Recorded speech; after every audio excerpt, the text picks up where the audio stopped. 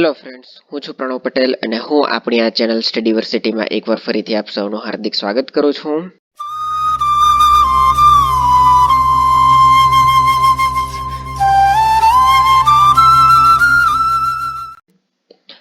તો જેમ મેં તમને ગઈકાલે જણાવેલું હતું તેમ મારે ભાગ 6 ચાલુ કરવાનો હતો, પણ પછી મને થયું કે વાંધો નહીં, તમને રાજ્ય સરકાર વિશે હું તમને સમજાવું એ પહેલા તમારે થોડું કેન્દ્ર સરકાર વિશે જાણી લેવું જરૂરી છે.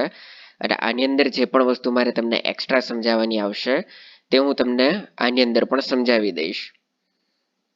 તેથી આપણે બેક ટુ ધ ટ્રેક એટલે કે ભાગ 4 અને ભાગ 4 એ પતાવ્યા પછી આપણે ફરીથી ભાગ 5 જ શરૂ કરવા જઈ રહ્યા છે. અને જે પણ વસ્તુમાં મને લાગશે કે ઓકે આ વસ્તુ મારે હમણાં સમજાવી દેવા જેવી છે તો હું તમને આની અંદર સમજાવી દઈશ. ઓકે, તો ગઈકાલનો જો તમે હજુ સુધી મારો વિડીયો નહીં જોયો હોય, જે યુપીએસસી આ 2020ની અંદર જે પોલિટીના ક્વેશ્ચન્સ પૂછાયેલા હતા તેનો જે આપણે આન્સર આપેલો હતો અને મેં તમને એ પણ જણાવેલું હતું કે જેટલું પણ આપણે સિલેબસમાં હાલમાં કમ્પ્લીટ કરેલું છે, એક ક્વેશ્ચન એટલે જે પણ તેટલા સિલેબસમાંથી આવેલા હતા તેમાંની એક ક્વેશ્ચનની ચર્ચા આપણે કરી ચૂકેલા હતા. તો હવે કદાચ તમને આઈડિયા આવી ગયેલી હશે કે પોલિટી હવે પહેલા જેવું નથી રહ્યું કે તમે પોતાની રીતે એમને ખાલી કરી દો, માત્ર કેટલાક આર્ટિકલ તમે યાદ રાખી લો અથવા તો કેટલાક એવા વિડીયો જોઈ લો કે ભાઈ 5, 10, 15 મિનિટની અંદર આ સબ્જેક્ટ સમજી લો, પેલો સબ્જેક્ટ સમજી લો આખું. તો એ રીતે કમ્પ્લીટ નથી થવાનો. તેની અંદર તમારે ઘણું જ ડીપમાં જઈને તમારે એને સમજવું પડશે. પોતાના માઇન્ડની અંદર વેબ કે મેટ્રિક્સ તમારે બનાવવું પડશે, તો જ તમે આને ક્લિયર કરી શકશો. કારણ કે હજુ પણ કહું છું કે આનો એક જ ઉપાય છે, કોઈ પણ તમે સબ્જેક્ટ કરતા હોય કે સૌથી પહેલા તેના પ્રીવિયસ યર્સના પેપર જુઓ. એટલે કે તમે યુપીએસસી કરતા હોય, ક્લાસ 1-2ની તૈયારી કરતા હોય કે ડીવાયએસઓ, એસટીઆઈ કંઈ પણ હોય, પ્રીવિયસ યર્સના પેપર જોવા જરૂરી છે, જેથી તમને એક આઈડિયા આવે કે ઓકે આપણે તૈયારી કયા લેવલ પર કરવાની છે. તો જો તમે જીપીએસસીની પણ ઇવન તૈયારી કરતા હો ક્લાસ 1-2ની, તો પણ તમારે યુપીએસસી જોવું જરૂરી છે. કારણ કે આપણું જીપીએસસી ક્લાસ 1-2 તમે જોતા હો તો દાસા સાહેબના આવ્યા બાદ યુપીએસસીના લેવલનું ઘણું જ યુપીએસસીમાંથી ઇન્સ્પાયર થતું આપણને જોવા મળે છે. યુપીએસસી હોય કે પછી યુપી પબ્લિક સર્વિસ કમિશન હોય અથવા તો બિહાર પબ્લિક સર્વિસ કમિશન હોય, આ બધામાંથી આપણે ઘણા ઇન્સ્પાયર થઈએ છીએ અને એ ટાઈપના આપણે ક્વેશ્ચન કાઢવાની ટ્રાય કરીએ છીએ, જે સારું પણ છે. એક પ્રકારના ક્વોલિટીવાળા ક્વેશ્ચન્સ આવે છે. તો એટલા કહું છું કે હવે પેપરને પેન લઈને બેસી જજો, કારણ કે એક સવાલ જેની ચર્ચા આપણે ગઈકાલે નહીં કરેલી હતી તે ક્વેશ્ચન આની અંદર આપણે ચર્ચા કરીશું. અને વિચાર કરો, આજનું લેક્ચર તે આપણું યુનિયન પાર્લામેન્ટની અંદર ફક્ત ઇન્ટ્રોડક્શન હશે. તેની અંદર આપણે ડીપમાં નેક્સ્ટ લેક્ચરથી ઉતરીશું. આજે ફક્ત આપણે તેના ઇન્ટ્રોડક્શનની વાત કરવાના છીએ, તેના પરિચયની. જેમ હું ઓલવેઝ દરેક ભાગનો શરૂઆત કરતા પહેલા એક ઇન્ટ્રોડક્શન લેક્ચર બનાવું છું. તો અને વિચાર કરો, યુપીએસસીની અંદર ઇન્ટ્રોડક્શનમાંથી પણ ક્વેશ્ચન પૂછાયેલો હતો આજ યુપીએસસીમાં, એટલે કે એક દિવસ પહેલા. તો હવે આપણે શરૂ કરીએ, વધારે ટાઈમ નહીં લઈએ. યુનિયન પાર્લામેન્ટ એટલે કે સંસદ, આ છે આપણું સંસદ ભવન જે દિલ્હીમાં આવેલું છે. અને યુનિયન પાર્લામેન્ટ એટલે કે આપણા ભારતના સંવિધાનનો ભાગ 5. અને આ ભાગ 5ની અંદર કેટલા આર્ટિકલ છે? તો આની અંદર યાદ રાખો, આર્ટિકલ 52 થી લઈને 151 સુધીના આર્ટિકલ છે. કેટલા? 52 થી લઈને 151 સુધીના આર્ટિકલ. પણ આપણે આને બે ભાગોમાં કરીશું. કેવી રીતે? તો સૌથી પહેલા આપણે શરૂઆત કરીશું 79માં આર્ટિકલથી આગળ વધીશું, અને એ જ્યારે કમ્પ્લીટ થશે 151 સુધી, ત્યારબાદ આપણે 52 થી 78 સુધી લઈશું. એટલે કે રાષ્ટ્રપતિ છે, વડાપ્રધાન, ઉપરાષ્ટ્રપતિ, તે બધા વિશે. ઓકે, તો પેપર પેન લઈને બેસી જાઓ, કારણ કે આજના લેક્ચરમાં જેટલું પણ છે દરેક વસ્તુ તમને કામ આવશે આગળ. કારણ કે આ એક જે ભાગ 5 છે તે ઘણો જ મોટો છે, ઘણો જ ઇમ્પોર્ટન્ટ છે, અને ઘણા બધા ફેક્ટ એવા આવશે જે તમને કોઈ પણ બુકમાં નહીં જોવા મળે. અથવા તમે પોતાની રીતે તૈયારી કરતા હોય તો કદાચ તમારે ઘણું જ રિસર્ચ કરવું પડે, ત્યારે કે તમને મળી રહેશે તે. ઓકે, તો હમણાં સુધી તમને એ તો ખબર પડી જ ગયેલી હશે કે આપણા ઇન્ડિયામાં જે ગવર્મેન્ટ છે તે ડેમોક્રેટિક એટલે કે લોકતંત્રાત્મક એટલે કે લોકશાહી ગવર્મેન્ટ છે. પણ લોકશાહી ગવર્મેન્ટના પણ ઘણા બધા ભાગો છે. તેમાંના 2 ભાગ છે. એક છે જે સૌથી મેજર, તે છે પ્રેસિડેન્ટિયલ ગવર્મેન્ટ એટલે કે રાષ્ટ્રપતિ શાસન અને બીજું છે પાર્લામેન્ટરી ગવર્મેન્ટ એટલે કે સંસદીય. શું? સંસદીય અને રાષ્ટ્રપતિ. તો જોઈ લો, એક છે પ્રેસિડેન્શિયલ ગવર્મેન્ટ એટલે કે જે યુએસની અંદર છે, અને પાર્લામેન્ટરી ગવર્મેન્ટ કે જે બ્રિટનની અંદર છે. તો પછી સર તમે કેવી વાત કરો છો, પાર્લામેન્ટરી ગવર્મેન્ટ તો આપણા ઇન્ડિયામાં પણ છે, તો તમારે ડાયરેક્ટ ઇન્ડિયા લખી દેવાય ને. તમે બ્રિટન શા માટે લખ્યું? મિત્રો, મેં અહીં બ્રિટન એટલા માટે લખ્યું, એટલા માટે મેં આપણા ઇન્ડિયાનું એક્ઝામ્પલ નથી લીધું, કારણ કે આપણે જે પાર્લામેન્ટરી ગવર્મેન્ટને એડોપ્ટ કરેલી છે તે આપણે બ્રિટનમાંથી કરેલી છે. એટલે કે આ બંને જે દેશો છે તેની અંદર આ ગવર્મેન્ટ આપણા ભારતના ઉદ્ભવ એટલે કે 1947માં જ્યારે આપણને આઝાદી મળેલી હતી તે પહેલાનું હતું. તેથી મેં આ બે દેશોના એક્ઝામ્પલ લીધા છે. ઓકે, તો હાલ પૂરતો યાદ રાખો, આ બંનેની અંદર તફાવત શું છે તેની ચર્ચા આપણે પાછળથી કરીશું. હાલમાં એટલું યાદ રાખો કે કોઈ પણ લોકતંત્રાત્મક સરકાર હોય તે બે પ્રકારની હોય છે.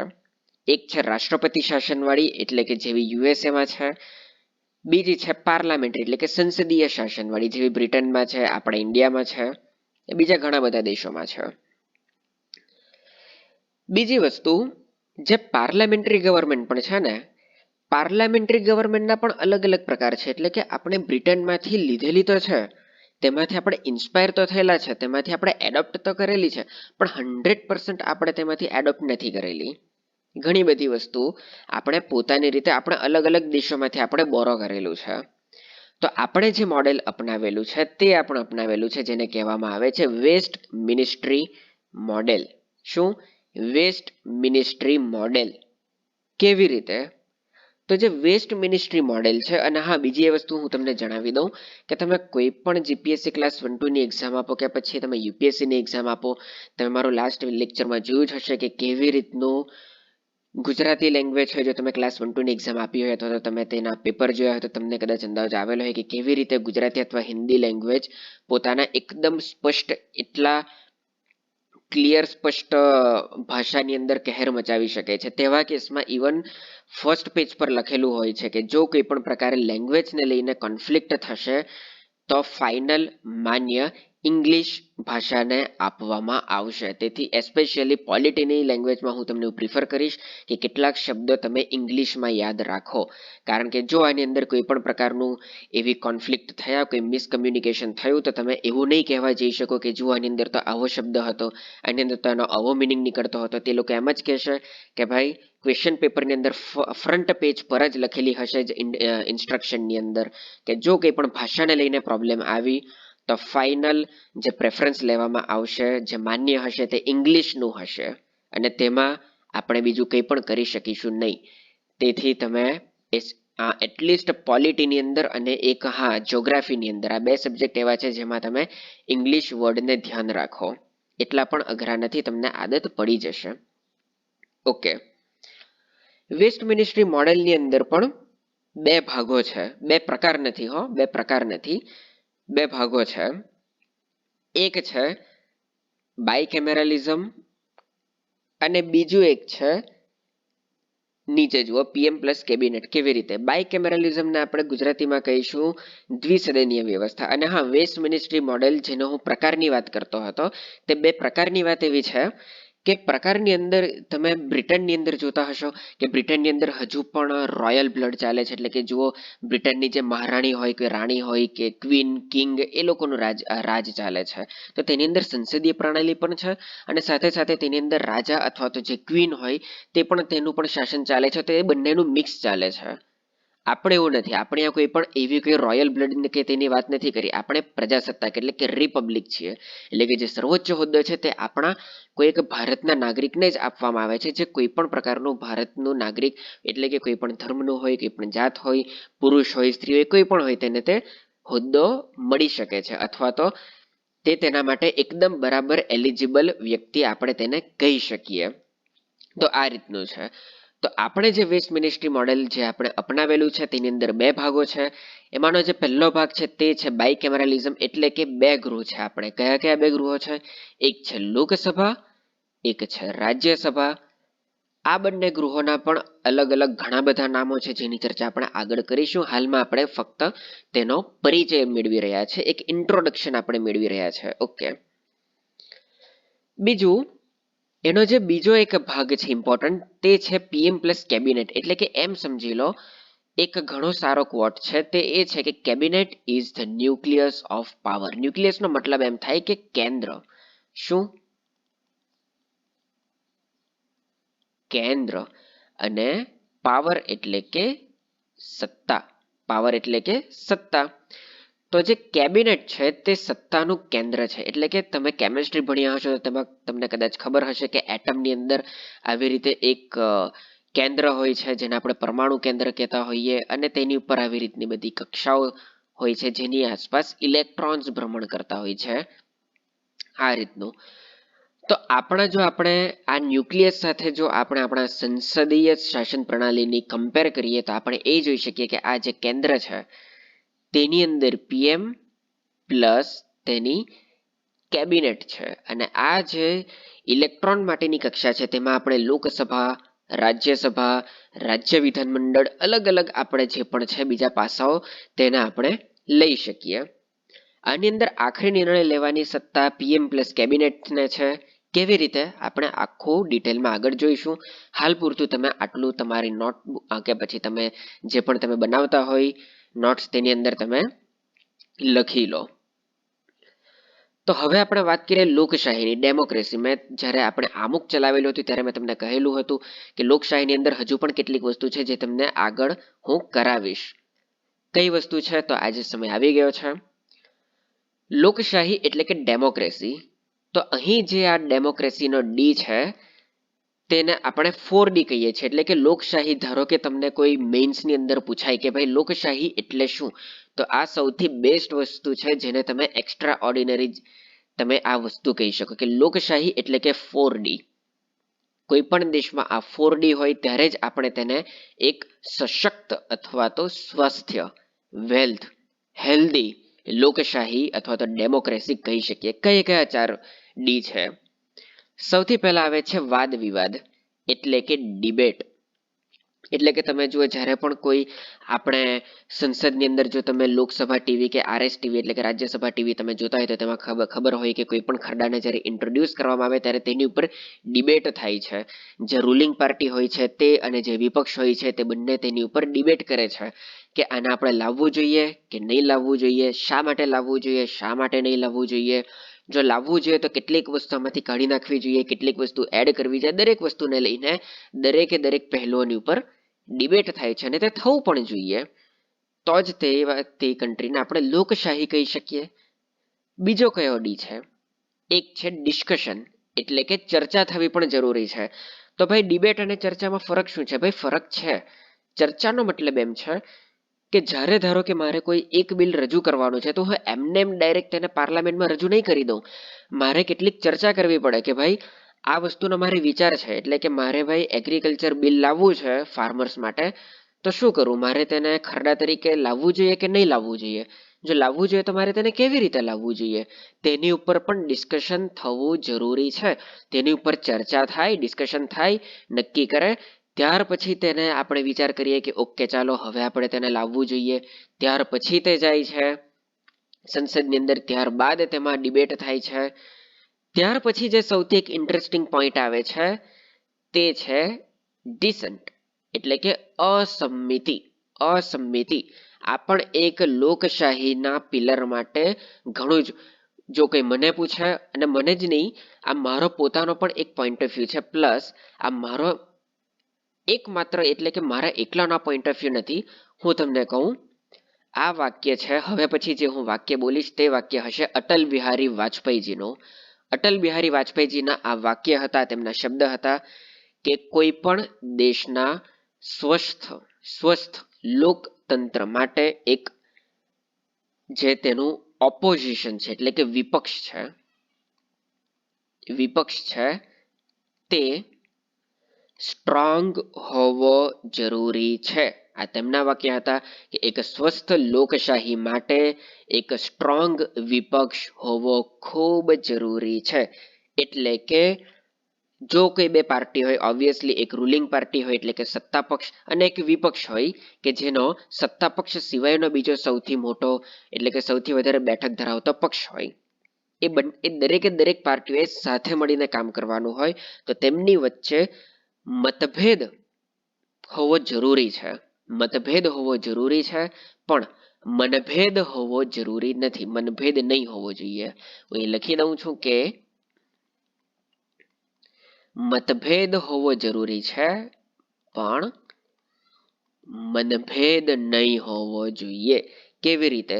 તો આ શબ્દને જો હું તમને થોડું વધારે ડિટેલમાં જણાવું તો અસંમતિનો મતલબ થાય છે કે ભાઈ મને ગવર્મેન્ટની અગેન્સ્ટ બોલવાનો હક છે.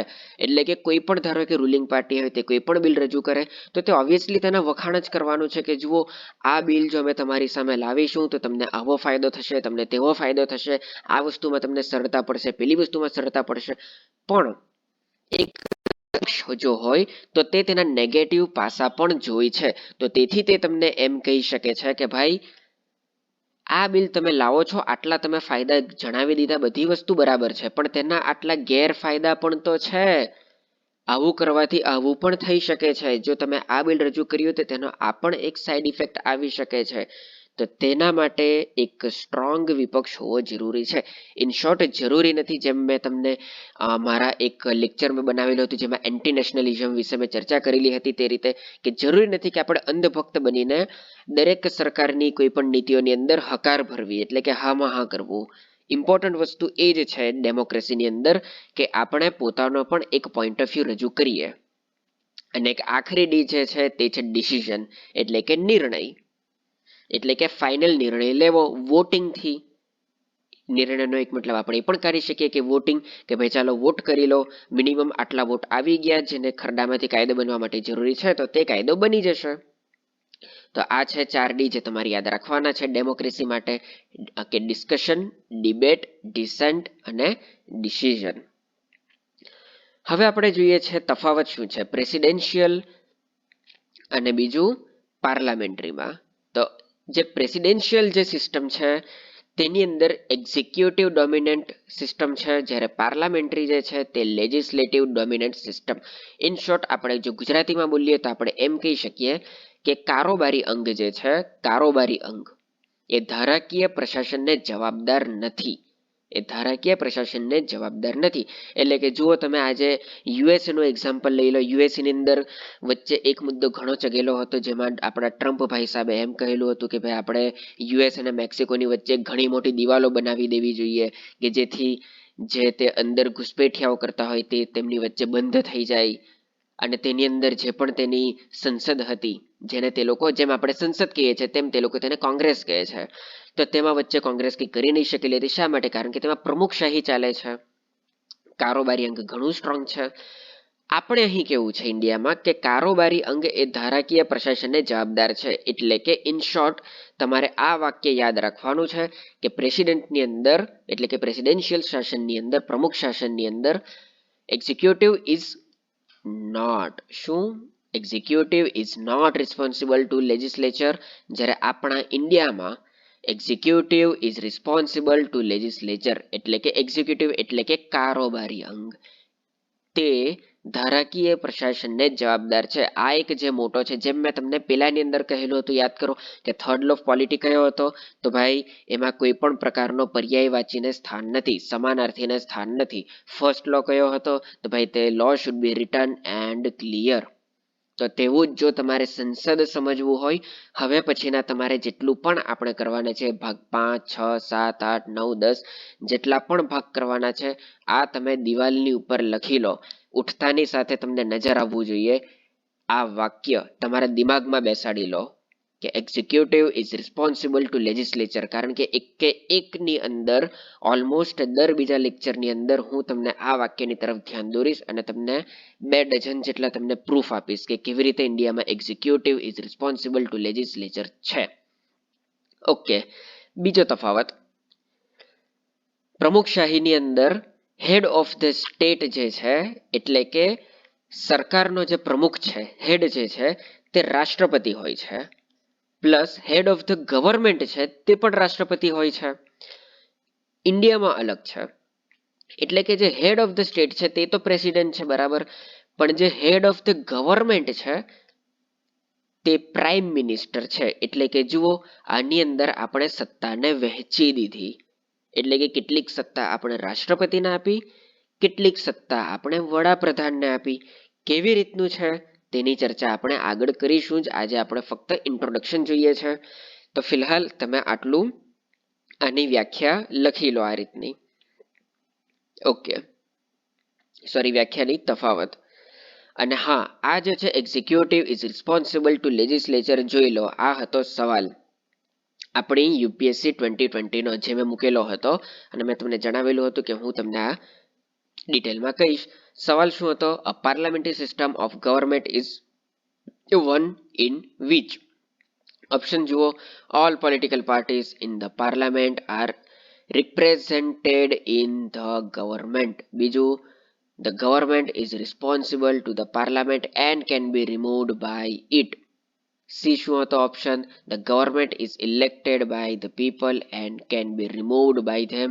અને ચોથો, the government is chosen by the parliament but cannot be removed by it before completion of a fixed term. તો આ મેં તમને ઘણું જ સારી રીતે આની અંદર જણાવી દીધું છે.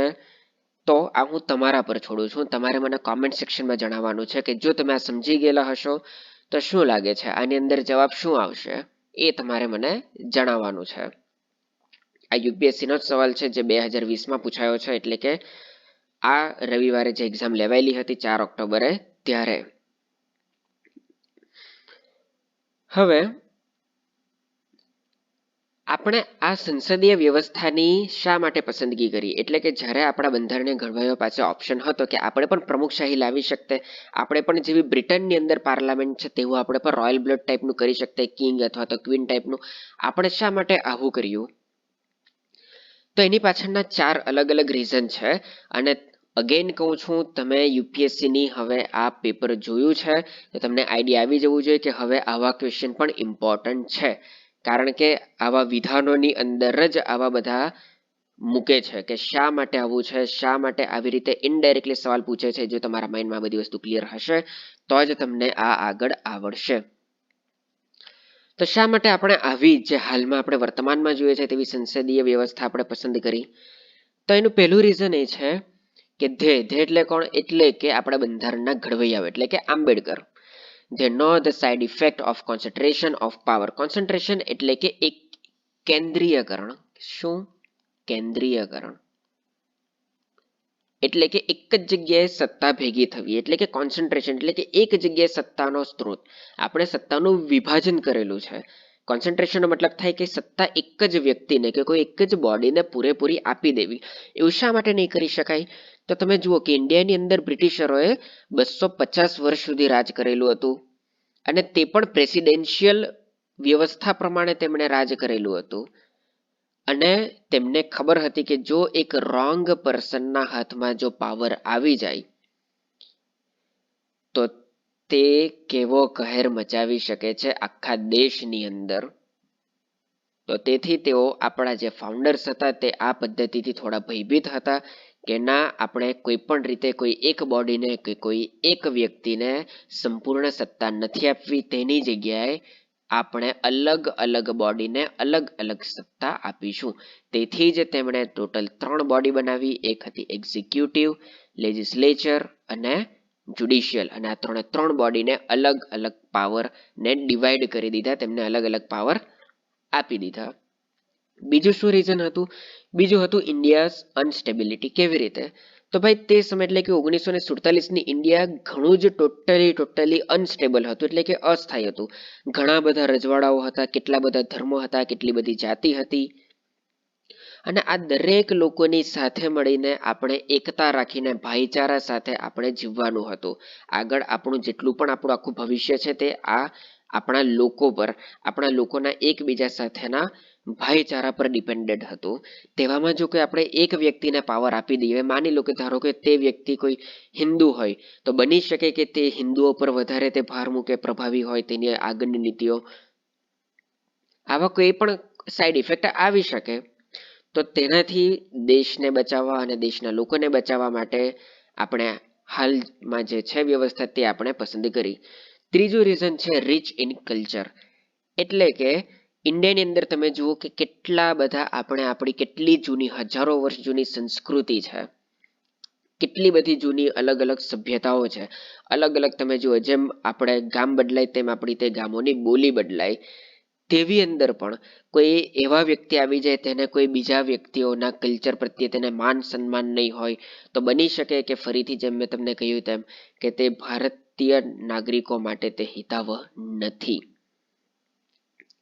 તેથી આપણે એક વાઇડ પ્રેઝન્ટેશન અપનાવેલું છે, ચૂઝ કર્યું, એટલે કે બધી જ પાર્ટી મળીને નક્કી કરશે કે પીએમ આપણે કોને બનાવીશું. શું પીએમ આપણે કોને બનાવીશું? જુઓ કે અલગ અલગ જે પાર્ટી હોય તેની અંદર પણ જે રૂલિંગ પાર્ટી એટલે કે જે ધારો કે હાલમાં જે આપણી ગવર્મેન્ટ છે મોદી ગવર્મેન્ટ, તેની અંદર આપણે બીજેપીને સૌથી વધારે વોટ મળ્યા, તેથી બીજેપીની અંદર તેમણે નક્કી કર્યું કે આપણે આપણી પાર્ટીમાંથી કોને વોટ આપવો જોઈએ. અને તેમની પાર્ટીની અંદર જુઓ, બીજેપીની અંદર હિન્દુ પણ છે, મુસ્લિમ પણ છે, શીખ પણ છે, પારસી પણ છે, દરેક અલગ અલગ ધર્મના લોકો છે, કેન્ડિડેટ છે, એમપીસ જે ચૂંટાઈને આવેલા છે, પ્લસ ગઠબંધનની અંદર જે પણ પાર્ટીઓ તેમને સપોર્ટ કરે છે તે પણ વોટ આપે છે, અને તે રીતે તે લોકો નક્કી કરે છે કે આપણે પીએમ કોને બનાવવો જોઈએ.